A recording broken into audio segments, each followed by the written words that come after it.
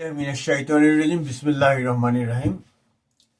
Bangladesh human অ্যালায়েন্সের পক্ষ থেকে আমি কাজী মোশাররফ হোসেন। আমাদের বর্তমান তত্ত্বাবধায়ক সরকারের প্রধান উপদেষ্টা জনাব মোহাম্মদ ইউনূস, নোবেল বিজয়ী, ওনার গঠিত কমিশনগুলোর রিপোর্ট একে একে জমা দেওয়া হচ্ছে। প্রথমেই আমি বলতে চাই যে যেহেতু একটি বিপ্লব অথবা বিপ্লব নয় এই কারণে যে বিপ্লবী সরকার নাই, যাই হোক তবুও একটি সরকার, সুবিজ্ঞ উপদেষ্টা পরিষদ আছেন এবং সংস্কার কমিটিগুলোতেও আছে বিশিষ্ট বিজ্ঞ লোকজন যারা স্বদেশের এবং বিদেশের অভিজ্ঞতা সম্পন্ন, অত্যন্ত মেধাবী এবং উচ্চশিক্ষিত। প্রথমে আমি যেটির কথা বলবো সেটি হলো যে পুলিশের সংস্কার। পুলিশের সংস্কার করতে গেলে আমাদের যদি আমরা উন্নত দেশগুলোর দিকে তাকাই, আমাদেরকে তো তাকাতে হবেই, কারণ উন্নত দেশগুলোর যে পুলিশের যে এডুকেশন ব্যাকগ্রাউন্ড বা পারিবারিক ব্যাকগ্রাউন্ড বা তাদেরকে কিভাবে যাচাই বাছাই করা হয় সেটিকে সাথে তুলনামূলকভাবে আমাদেরকে ওইভাবে যাচাই বাছাই করে পুলিশে সদস্য সংগ্রহ করা দরকার।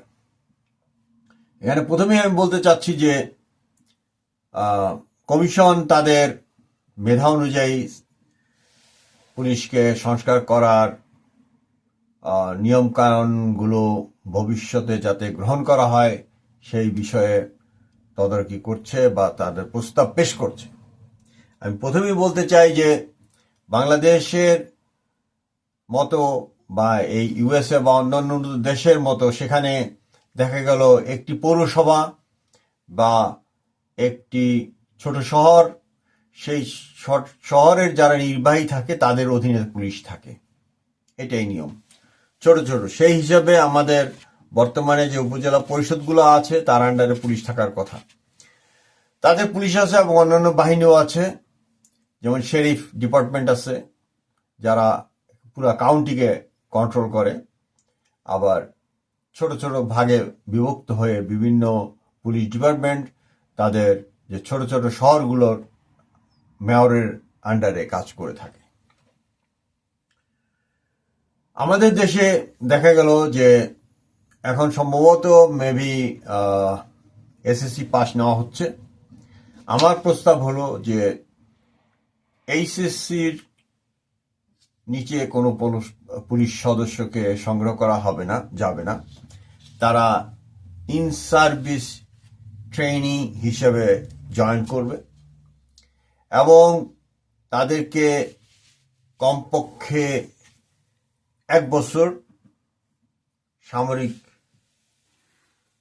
ট্রেনিংও দিতে হবে এবং যেই বীজটি তাদের হৃদয়ে বপন করা দরকার সেটা হলো রাষ্ট্রের জন্য বা রাষ্ট্রের জনগণের জন্য তারা। কিছু লোক যে সমাজেই হোক, সেটা আমেরিকায় হোক বা সৌদি আরব হোক, কিছু দুষ্ট প্রকৃতির লোককে নিয়ন্ত্রণে রাখার জন্য বা নিয়মের ভিতরে রাখার জন্য এই পুলিশ বাহিনীর দরকার। কিন্তু বাংলাদেশে প্রেক্ষিতটা এরকম বিভৎস যে যাদের নিয়ন্ত্রণে বা আন্ডারে থাকার কথা পুলিশ বাহিনীর, তারাই এক একটা দুষ্ট গ্রহ, লুটেরা এবং সমাজের যত আকাম কুকামগুলো হয়, সংক্ষেপে বললাম কথাটা, সেই নারী ঘটিত কারবার থেকে শুরু করে, মদ ঘটিত কারবার থেকে শুরু করে, ওই মাদক দ্রব্য থেকে শুরু করে এরাই নিয়ন্ত্রণ করে। কারা? এই রাজনীতিবিদরা। এখন পুলিশ তো এদের নিয়ন্ত্রণে থাকেই, তখন পুলিশ তার নিয়ম কানুন ভুলে গিয়ে তাদের নিয়ম কানুন, তাদের যে বই আছে কোড আছে সব ভুলে গিয়ে তখন তারা সুযোগ করে দেয় এবং সুযোগগুলো নেয়।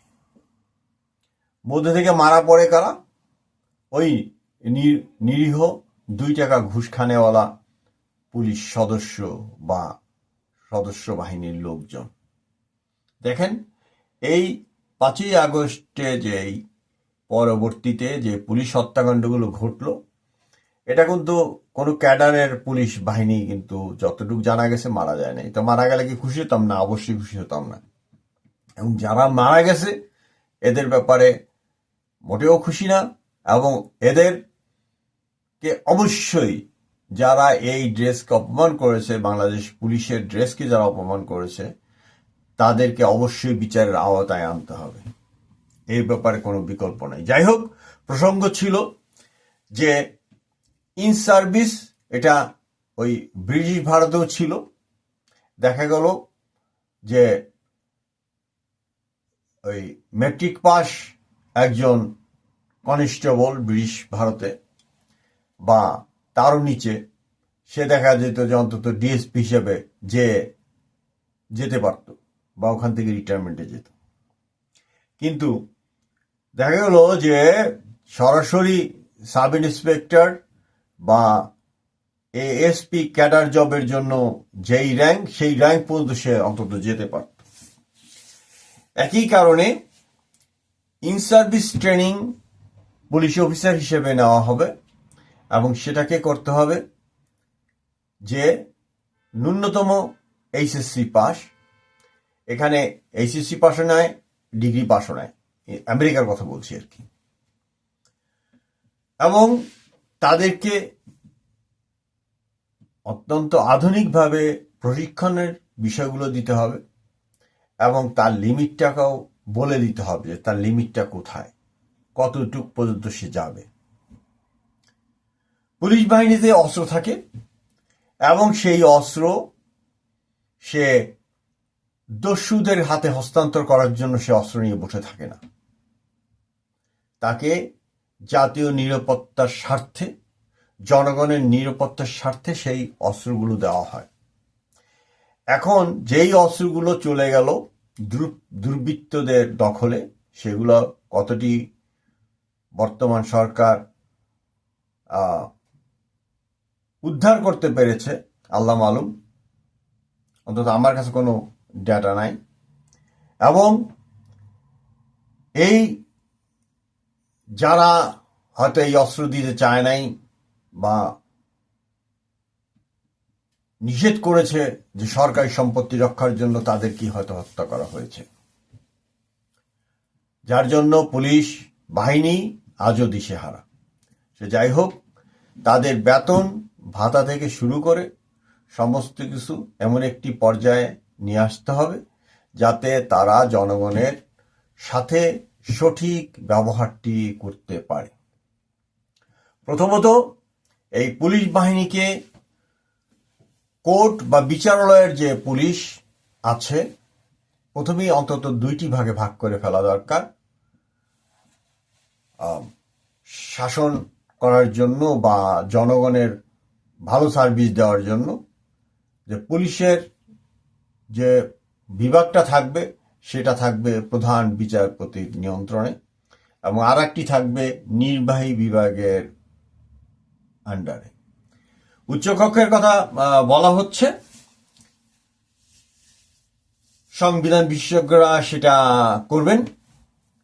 আমার কথা হলো যে বাংলাদেশে যে 6টি বিভাগীয় শহরে সিটি আছে, সিটি শহর, এই প্রত্যেকটিকে সিটি স্টেটে ঘোষণা দেওয়া হোক এবং প্রত্যেকটা সিটি স্টেটের পুলিশ বাহিনী থাকবে নিজস্ব পুলিশ বাহিনী। এবং এই পুলিশ বাহিনী এই সিটির ক্ষেত্রে, এবং 18টি যে জেলা ছিল 1970 বা 71 সাল পর্যন্ত পাকিস্তানের বৃহত্তর জেলাগুলো, প্রত্যেকটিকে এক একটি প্রদেশ বা এক একটি স্টেট হিসাবে ঘোষণা দিতে হবে। এবং এই স্টেটগুলার থাকবে নিজস্ব পুলিশ বাহিনী। এই পুলিশ বাহিনী আইন প্রয়োগ করবে তাদের নির্ধারিত সীমার মধ্যে থেকে, এবং পুলিশকে শুধুমাত্র তাদের যে আইনগত দিকগুলো আছে সেগুলো বিচার বিবেচনার জন্য বা আইনগত যে পুলিশের কাজগুলো আছে সেগুলাই তারা করবে, এবং পুলিশ বাহিনীকে সহায়তা করার জন্য, যেমন একটা থানাকে পাহারা দিতে হবে, এর জন্য আমরা জানি এমওডিসি করে একটা ডিপার্টমেন্ট আছে, মিলিটারি পুলিশ আর্মির মধ্যে আছে। এরকম পুলিশ বাহিনীরও এরকম, শুধু তাদের কাজ হলো ওই জাস্ট গার্ডের কাজ, এটা হতে হবে, এটা থাকতে হবে।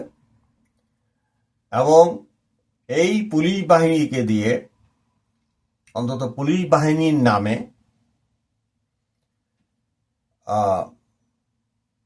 যেখানে রায়ট লাগে বা যেখানে ওই জনসভা হয় সেইখানে এই থানার পুলিশ বা জেলা পুলিশ যাবে না। সেটার জন্য ওই ব্যাটালিয়ন পুলিশ বলতেছে বা র্যাব বলতেছে, বা ওই যে অনেক সময় তো বিজিবিকে কল করা হয়, ডাকা হয়। কাজেই জনগণকে, যেখানে জনগণ উত্তেজিত হয়ে যায়, পুলিশও উত্তেজিত হয়ে যায়, সেখানে কোনো একটি ডিফারেন্ট ফোর্স দিতে হবে। কারণ এই যে পুলিশের সাথে এই ৩৬শে জুলাইয়ের ঘটনা বা ৫ই আগস্টের যে ঘটনাগুলো ঘটেছে, এটির পুনরাবৃত্তি ঘটা উচিত নয়।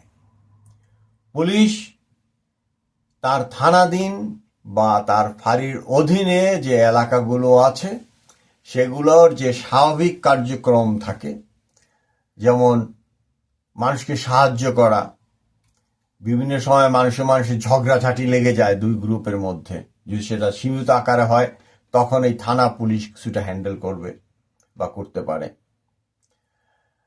তারপরে ওই মাদক চোরাচালান, এই সমস্ত কাজগুলো,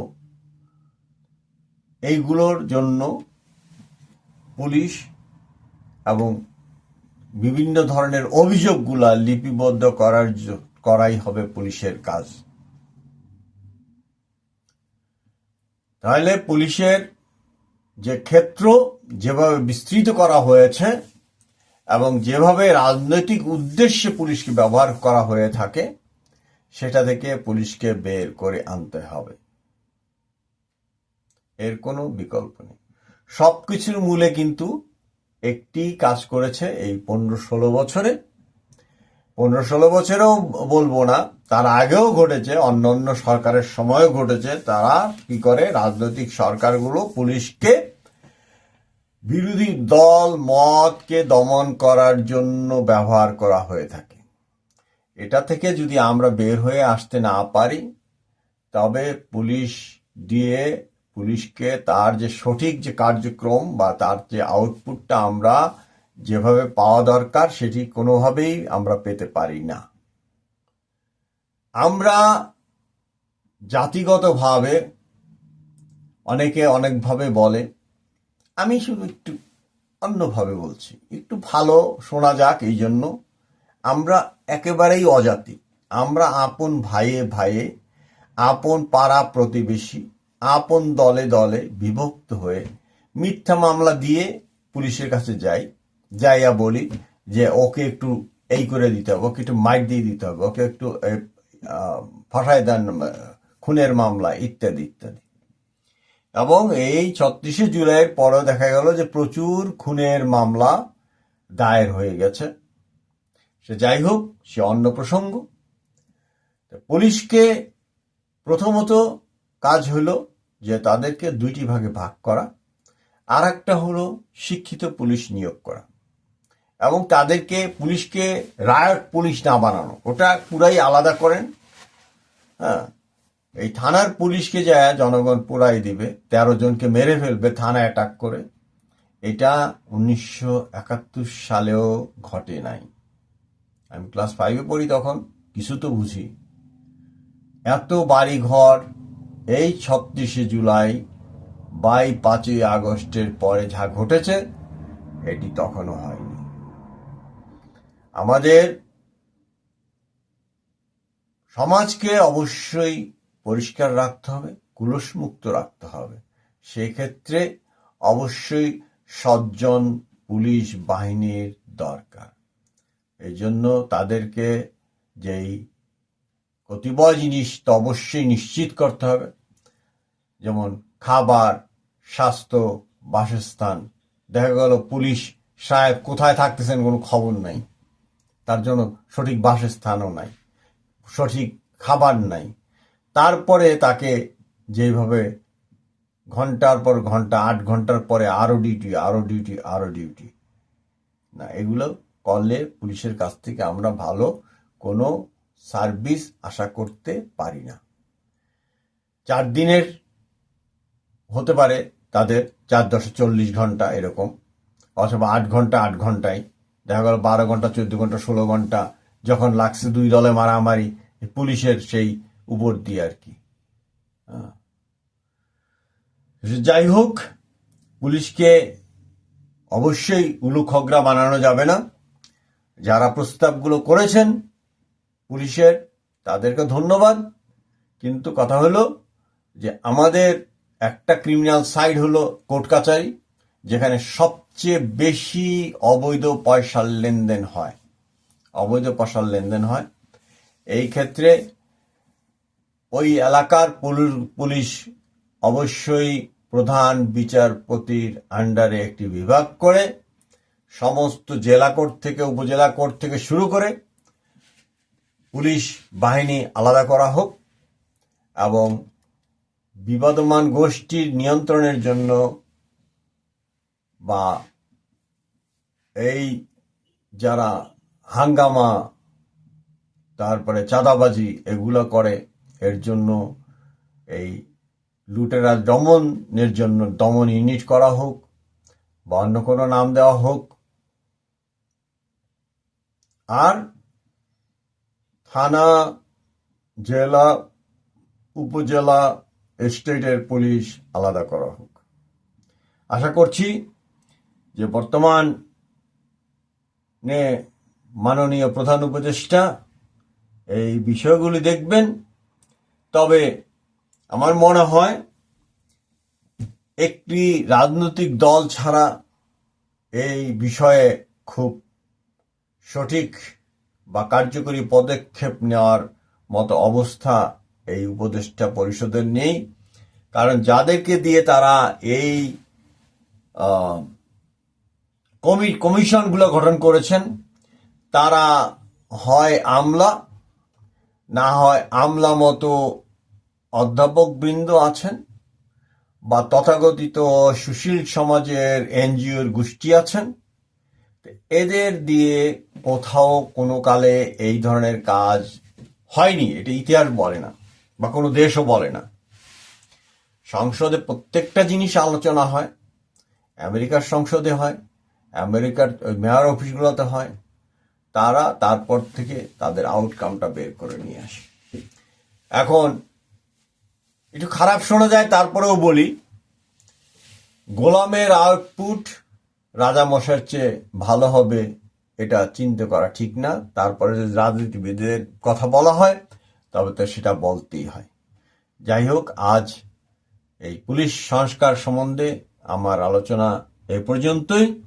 আমি চাই যে একটি উন্নত দেশের কাঠামোয় আমাদের পুলিশ বাহিনী গড়ে উঠুক। আমি 3টি এক্সাম্পল দিব, যে আমাদের যেই 3টি এক্সাম্পলকেই ফলো করা উচিত, 3টি দেশকে ফলো করলেই হয়ে যায়। 1 Singapore, 2 Taiwan, Hong Kong, south Korea, এটা অ্যাড করে দিলাম, মালয়েশিয়া। এইখান থেকে আমরা তথ্যপত্র নিয়ে আমাদের পুলিশ বাহিনীকে গঠন করি। বাংলাদেশ একটি সুন্দর উন্নত দেশে পরিণত হয়, এই কামনায় বাংলাদেশ মানব জোটের পক্ষ থেকে আমি কাজী মোশাররফ হোসেন সবাইকে অসংখ্য অসংখ্য ধন্যবাদ।